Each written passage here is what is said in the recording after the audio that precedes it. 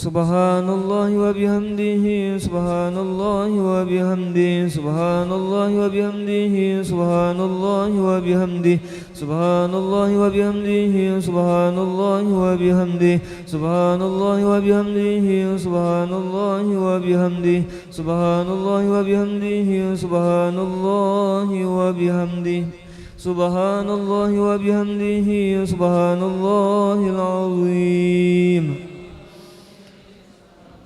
Subhanallah wa bihamdihi, subhanallahil azim.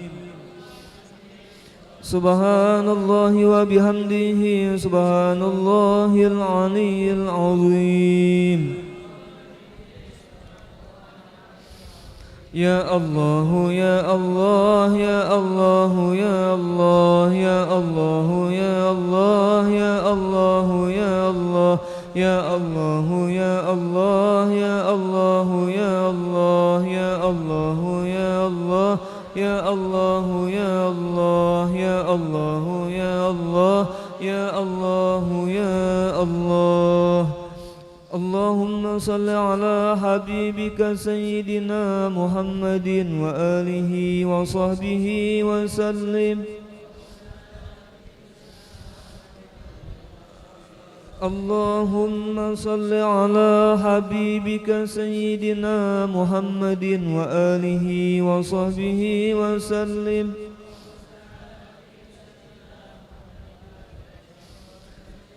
Allahumma salli ala habibika sayyidina Muhammadin wa ala alihi wa sahbihi wa barik wa sallim ajma'in.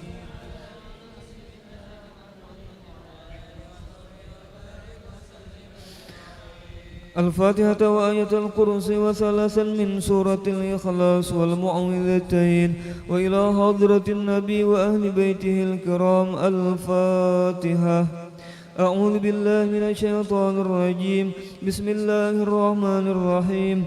الحمد لله رب العالمين الرحمن الرحيم مالك يوم الدين إياك نعبد وإياك نستعين اهدنا الصراط المستقيم صراط الذين أنعمت عليهم غير المغضوب عليهم ولا الضالين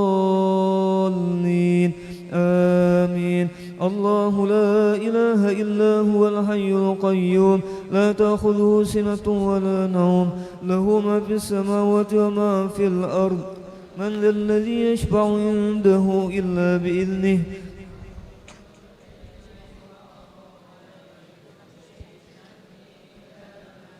وسع كرسيه السماوات والأرض ولا يؤوده حفظهما وهو العلي العظيم. بسم الله الرحمن الرحيم. قل هو الله أحد الله الصمد لم يلد ولم يولد ولم يكن له كفوا أحد. بسم الله الرحمن الرحيم. قل هو الله أحد الله الصمد لم يلد ولم يولد ولم يكن له كفوا أحد. بسم الله الرحمن الرحيم. قل هو الله أحد الله الصمد لم يلد ولم يولد ولم يكن له كفوا أحد. بسم الله الرحمن الرحيم. قل أعوذ برب الفلق من شر ما خلق ومن شر غاسق إذا وقب ومن شر النفاثات في العقد ومن شر حاسد إذا حسد. بسم الله الرحمن الرحيم. قل أعوذ برب الناس ملك الناس إله الناس من شر الوسواس الخناس الذي يوسوس في صدور الناس من الجنة والناس. آمين آمين يا الله. بسم الله الرحمن الرحيم. الحمد لله رب العالمين. اللهم صل وسلم على سيدنا محمد النبي الأمين وعلى آله وصحبه إلى يوم الدين. اللهم اجعل وأوصل وأهدي وبلغ وتقبل ثواب ما قرأناه وما عملناه من أنواع الخيرات في هذا المجلس المبارك هدية بالغة ورحمة نازلة وبركة شاملة وصدقة متقبلة نقدمها ونهديها إلى حضرة نبينا وحبيبنا وشفيعنا سيدنا ومولانا محمد صلى الله عليه وسلم. ثم إلى أرواح آبائه وأزواجه وإخوانه من الأنبياء والمرسلين صلوات الله وسلامه عليه وعليهم أجمعين وعلى آل كل وصحابه والقرابة والتابعين وتابع التابعين ومن تبعهم بإحسان إلى يوم الدين ثم إلى أرواح الأربعة الأئمة المجتهدين ومقلديهم في الدين والعلماء العاملين والفقهاء والمحدثين والقراء والمفسرين والسادة الصوفية المحققين وأولياء الكون أجمعين وإلى أرواح جميع أموات المسلمين والمسلمات والمؤمنين والمؤمنات خصوصا إلى روح السيد الشيخ السيد محمد بن عبد الكريم السمن المدني وخليفته مولانا الشيخ محمد راشد بن عبد الله البنجري والشيخ سعد الدين محمد طيب بن مفتي محمد أسعد تانيران وديتو أحمد بن مفتي محمد أسعد باليمau والشيخ محمد كشف الأنوار بن حجي إسماعيل والشيخ محمد شرواني عبد بانغيل والشيخ محمد سمن مليا وسلمان جليل ثم إلى أرواح جميع مشايخنا ومعلمينا وأساتذنا في المعهد دار السلام مرتفورة ثم إلى روح شيخنا ومربي أرواحنا ومرشدنا العالم العلامة العارف بالله الشيخ محمد زين بن عبد الغني البنجري سكومبل وهجه جويرية بنت هجي سليمان وتوان guru haji Athaillah bin tuan guru haji Abdul Qadir وتوان guru haji Muhammad Arifin bin tuan guru haji Athaillah وتوان guru haji Ahmad Mawardi bin tuan guru haji Muhammad Arifin wal Habib Zainuddin bin Al Habib Abu Bakar Asagab Muasa wa haji Ibrahim bin haji Anan wa guru haji Muhammad Saman bin Kumala wa guru haji Fuad Fakhruddin bin Asmah wa guru Muhammad Hilmani bin guru haji Muhammad Ramli wa hajjah Arbainah binti haji Ibrahim wa haji Suhaim bin haji Ibrahim Galuh Samsyah binti Sahamin Hamdi Yusuf bin Basiyah Mahmudah Hayati binti Hamdi Yusuf Riza Fakhrni bin haji Syarqiyah ثم إلى روح صاحب المولد الإمام الحبيب علي بن محمد بن حسين الحبشي وإلى روح شيخنا ومرشدنا العالم الفاضل المكرم الشيخ محمد رضوان بن توان guru haji Hasan Basri وأصولهم وفروعهم ثم إلى أرواح من أنفقوا أموالهم وجاهدوا بأموالهم وأنفسهم في هذا المعهد منهاج العابدين ووالدينا ووالديهم وأمواتنا وأمواتهم ثم إلى أرواح من ضاجعهم وقاربهم من أموات المسلمين والمسلمات كافة عامة من لهم زائر ولا زائر لهم وارحم الجميع برحمتك يا حنان يا منان يا أرحم الراحمين اللهم اغفر لهم وارحمهم وعافهم واعف عنهم اللهم اجعل قبورهم روضة من رياض الجنان ولا تجعل قبورهم حفرة من حفر النيران اللهم إن كانوا محسنين فزد بإحسانهم وإن كانوا مسيئين فتجاوز عنهم برحمتك يا أرحم الراحمين ربنا اغفر لنا ولإخواننا الذين سبقونا بالإيمان ولا تجعل في قلوبنا غلا للذين آمنوا ربنا إنك رؤوف رحيم وصلى الله على سيدنا محمد وعلى آله وصحبه وسلم والحمد لله رب العالمين وعلى من وبه مشايخنا وإلى حضرة النبي الفاتحة. الحمد لله رب العالمين مالك يوم الدين إياك نعبد وإياك نستعين أنعمت عليهم غير المغضوب عليهم ولا الضالين آمين. اللهم تقبل هذه الدعوة بالإجابة ووفقنا للعمل بالباقيات الصالحات واختم لنا بالخاتمة الحسنة عند الممات. اللهم إنا نبات نعمتك فلا تجعلنا حصادك عن نقمتك. اللهم لا تحرمنا خير ما عندك لشر ما عندنا. اللهم إنا نسألك من خير ما أحاط به علمك في الدنيا والآخرة ونعوذ بك من كل شر أحاط به علمك في الدنيا والآخرة يا ملك الدنيا والآخرة. ربي فاجعل مجتمعنا غاية حسن الختام واعطنا ما قد سألنا من عطاياك الجسم واكرم الأرواح منا بلقاء خير الأنام وابلغ المختار عنا من صلاة وسلام. الحمد لله رب العالمين. يا ربي بالمصطفى بلغ مقام ومضى يا واسع الكرم. يا ربي بالمصطفى بلغ مقصدنا واغفر لنا ومضى يا واسع الكرم. يا ربي بالمصطفى بلغ مقاصدنا واغفر لنا يا خير الأرمين تقبل الله منكم